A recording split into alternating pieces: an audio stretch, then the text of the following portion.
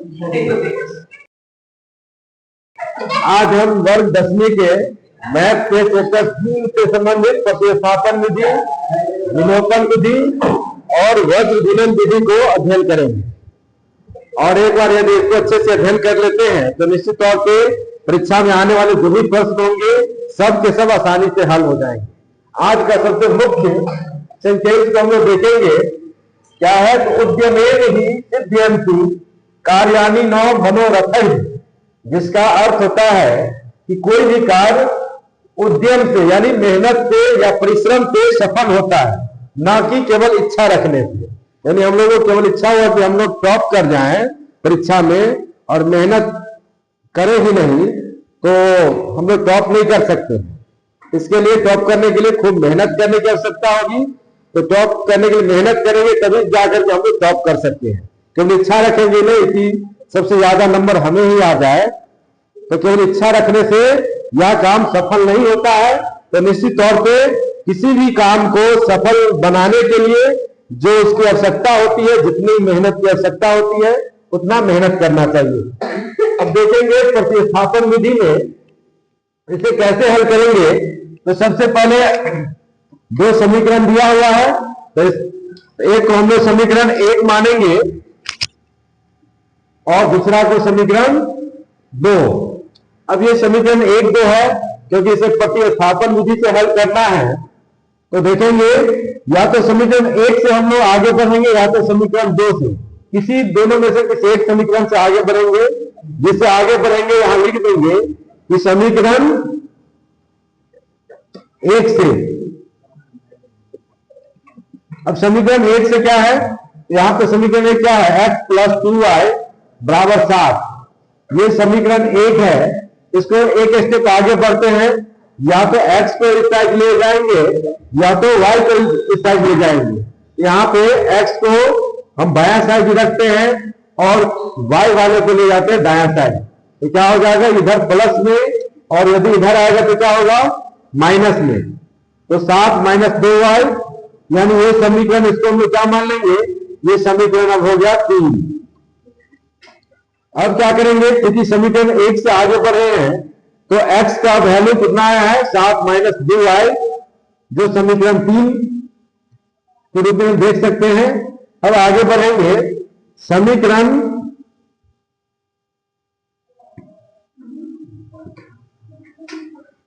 2 में, क्योंकि 1 से लिए हैं तो कोशिश करेंगे समीकरण 2 में इस वैल्यू को प्रतिस्थापित करने का। तो समीकरण 2 में x = 7 - 2y को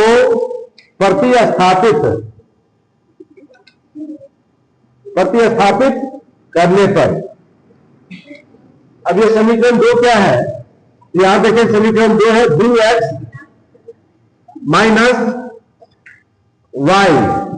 4। ये समीकरण 2 है।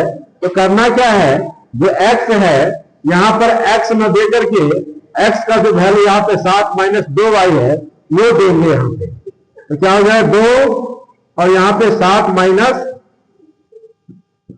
2y, क्योंकि यहां पे हम लोग किसका वैल्यू दिए हैं, x का वैल्यू दिए हैं, क्योंकि x बराबर कितना है, 7 - 2y है। अब इसे आगे हल करेंगे तो क्या होगा, 2 को 7 से गुना, 7 दूनी 14, 2 को -2 से 4y - y का -y = 4। अब ये प्लस में 14 है और इस तरफ जाएगा तो माइनस में हो जाएगा। इसके पहले देखेंगे -4 और -1y कितना हो जाएगा, -5y और 4, इधर प्लस में 14 था, इधर आए तो माइनस में 14।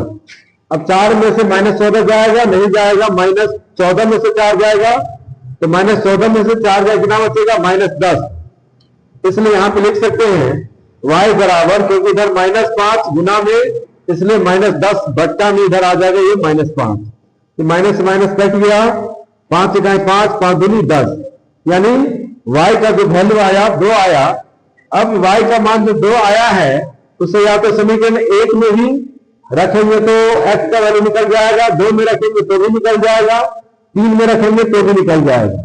लेकिन आसान किसमें होगा सबसे, तो समीकरण 3 में। इसमें हम लिखेंगे समीकरण 3 में एक्स यानी वाई का मान रखने पर।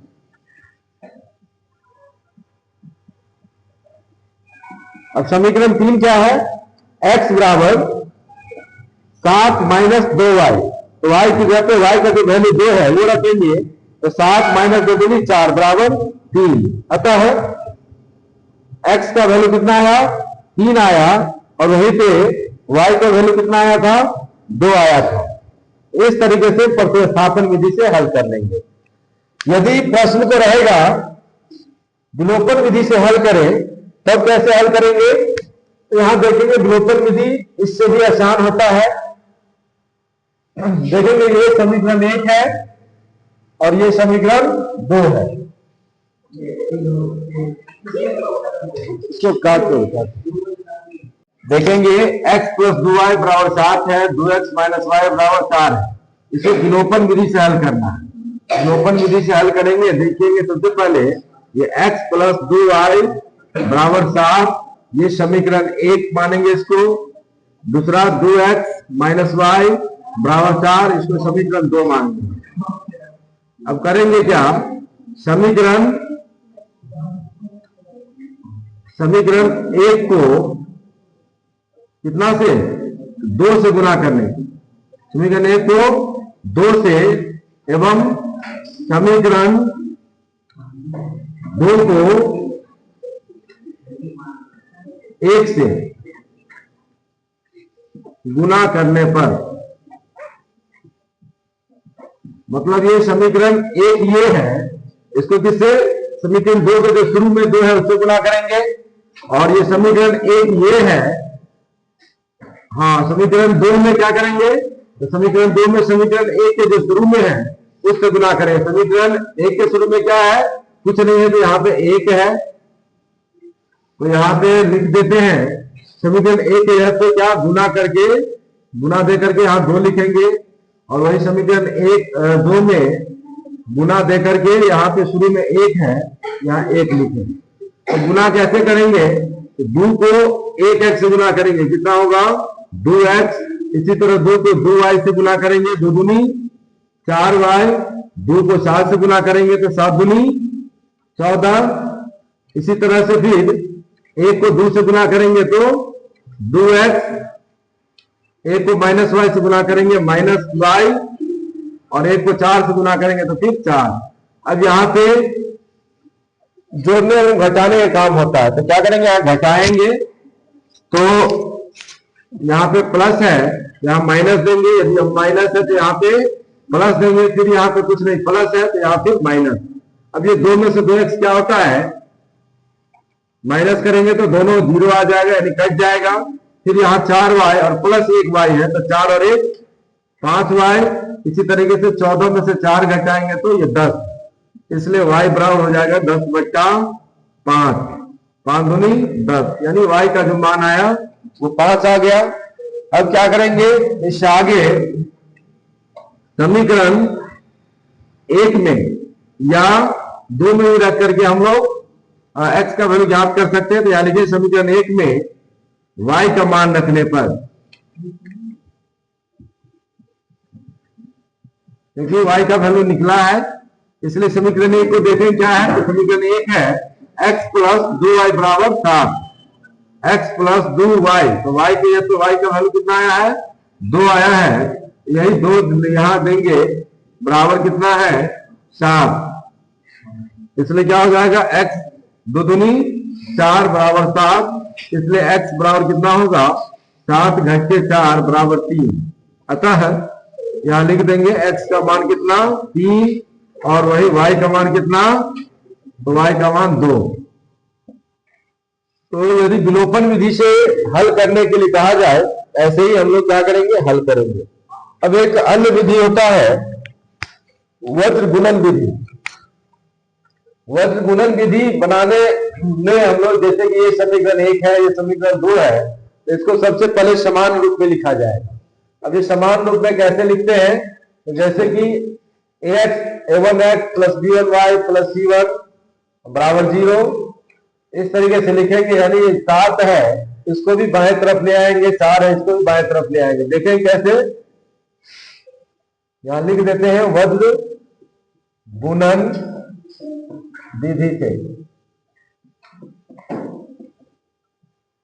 क्या x plus 2y, x plus 2y और ये बराबर में इस साइड 7 है, इधर ले आएंगे तो माइनस में हो जाएगा, तो -7 बराबर 0। ये हो जाएगा मान लीजिए समीकरण 1। इसी तरह 2x माइनस वाई प्लस में 4 है, इधर आएगा तो -4 बराबर 0। ये समीकरण 2 हो गया। अब आगे करना क्या है, क्योंकि सूत्र में बनाने के लिए हम लोग करते क्या है, b1 से स्टार्ट करते हैं। b1, b2, c1, c2, a1, a2 और फिर b1, b2, यानी b1, b2 से स्टार्ट किए और फिर लास्ट में b1, b2 पे ही रुकना है। तो b1 के बाद c1, फिर c1 के बाद a1 और फिर a1 के बाद फिर b1। इसलिए b1, b2, c1, c2, a1, a2 और b1, b2 लिखना, याद रखना है। अब चूंकि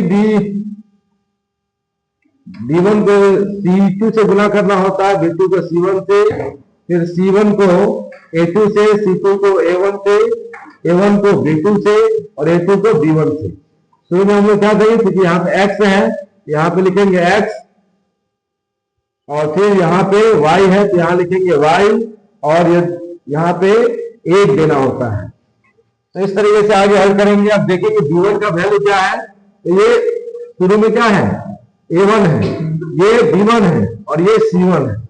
तो b1 के जगह पे कितना है, 2, तो यहाँ लिखेंगे 2, b2 से हो जाएगा y के आगे कुछ नहीं तो -1, c1 के जगह पे -7, c2 के जगह पे -4, फिर a1 के जगह पे देखेंगे x के आगे कुछ नहीं तो 1 और फिर a2 के जगह पे 2, फिर आगे देखेंगे b1 के जगह पे 2 और b2 के जगह पे -1। अब क्या करेंगे, 2 को -4 से गुना, फिर -1 को -7 से गुना, इस तरीके से गुना करना पड़ता है। तो ये चिन्ह का प्रयोग हम लोग कर लेंगे जिससे कि गुना करने में क्या हो, आसानी हो। अब यहाँ देंगे x, यहाँ पे y और यहाँ पे 1। अब आगे जो हल करते हैं x, क्योंकि यह x है तो यहाँ पे x बट्टा ये b1 को c2 से गुना करना होता है, इसलिए 2 को -4 से गुना करेंगे, 2 चौका 8 यानी -8, बीच में देंगे माइनस और फिर -1 को -7 से गुना करेंगे तो क्या कितना होगा, +7 हो जाएगा, कि माइनस को माइनस से गुना प्लस। इसी तरह y बट्टा लिखेंगे, y लिख देंगे बट्टा में -7 को 2 से गुना करेंगे तो -14, फिर यहाँ माइनस और -4 को 1 से गुना करेंगे तो ये -4 होगा। इसी तरह से फिर आगे 1 बट्टा लिखेंगे और नीचे 1 को -1 से गुना करेंगे तो -1, फिर यहाँ पे माइनस देंगे और फिर 2 को 2 से गुना करेंगे तो 4। एक स्टेप और आगे हल करेंगे, x बच्चा कितना होगा, तो -8 का -8 और माइनस यहाँ प्लस है इसलिए -7, फिर y बट्टा -14, माइनस को माइनस से गुना होगा तो +4। इसी तरह 1 बट्टा -1 और -4 कितना, -5। एक स्टेप और आगे हल करना होगा, -8 और -7 कितना हो जाएगा, -15। इसी तरह से y -14 में से 4 जाएगा तो -10 और ये 1 बट्टा क्या है, -5 है। अब चूंकि x के बराबर ये और फिर ये y के बराबर भी ये है, तो क्या करेंगे, एक बार x बट्टा -15 बराबर 1 बट्टा -5 और दूसरे बार y बट्टा -10 बराबर 1 बट्टा -5 होगा। क्रॉस गुना करेंगे, -5 को 1 से तो -5x, -15 को 1 से गुना तो -15, इसलिए क्या होगा, x बराबर -15 बट्टा -5, ये माइनस माइनस का क्या और ये 5 या 15, ये 3x का वैल्यू आया। इसी तरह से y को -5 से गुना, -5y, -10 को 1 से तो -10, इसलिए y का जो वैल्यू होगा -10 बट्टा -5, 5 दूनी 10, यानी y का वैल्यू कितना आ गया, 2। अतः लास्ट में लिखेंगे हम लोग x का जो मान आया 3 और y का जो वैल्यू आया है वो 2। इस तरीके से वज्र गुणन विधि से हम लोग हल कर लेंगे। मेन मैथ में प्रैक्टिस होता है, तो इसको बार बार प्रैक्टिस करेंगे तो निश्चित तौर पे ये सारे प्रश्न परीक्षा में आसानी से बन जाएगा।